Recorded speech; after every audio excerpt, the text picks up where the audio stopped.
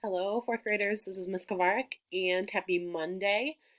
We are going to continue learning about energy and electricity, and our topic today is static electricity. So, here's some vocabulary. This was all from last week, but I wanted to give you a little review. So, an atom, very small, filled up with energy, and this makes up all matter. Protons are those little tiny particles inside of the atom that have a positive charge, so that would be +1. Electron are those particles with a negative charge, so those are -1 or -1. The neutron is the neutral charge, so that one is 0, it's neutral. And the nucleus is the center of the atom where the neutrons and protons are. So here's a picture of an atom. As you can see, the electrons are on the outside. Inside the nucleus, we have the protons and neutrons. So my question on this, well, that's annoying, sorry. So in order to find the charge of an atom, we need to count the protons and the electrons. The neutrons don't matter because they're 0. They're not going to add or take away from our total at all. So if we count up our electrons here, 1, 2, 3, 4, 5, 6.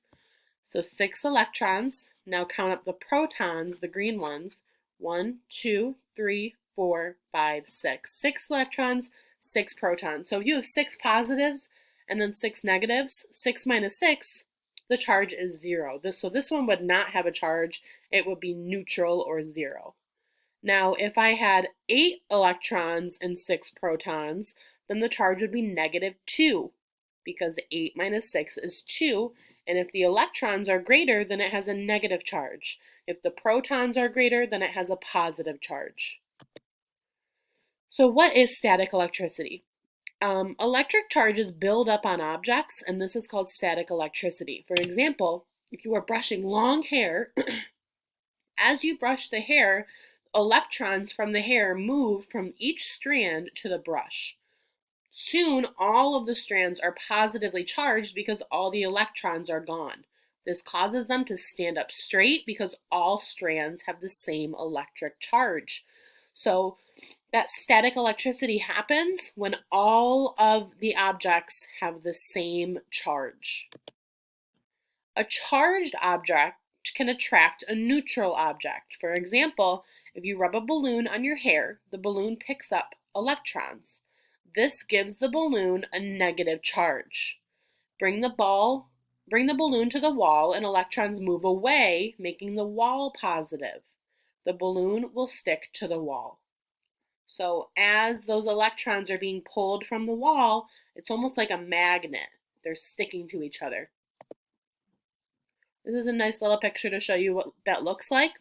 So if this is how our atoms started, look at how the electrons moved. So now all of this atom is positive and all of this atom is negative. So all of the negative electrons are being pulled away from that object, and it makes that one object have static electricity because it's all the same charge. The electric charge builds up.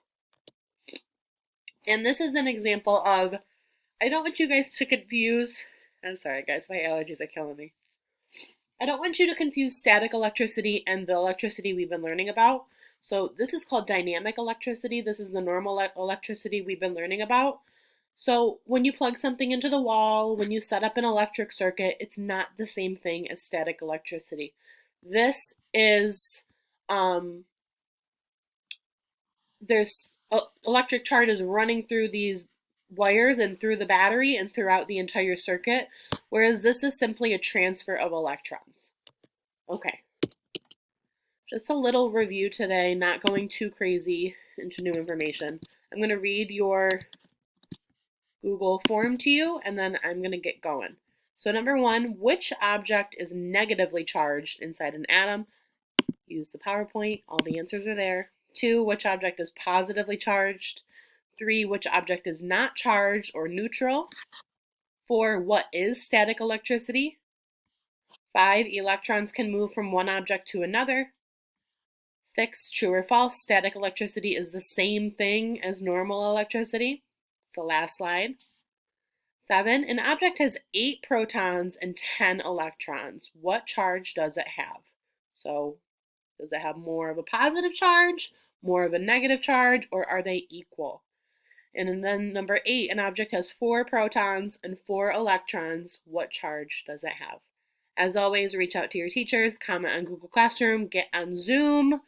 We miss you and we are here to help you. Have a great day. We will see you tomorrow. Goodbye, Adams.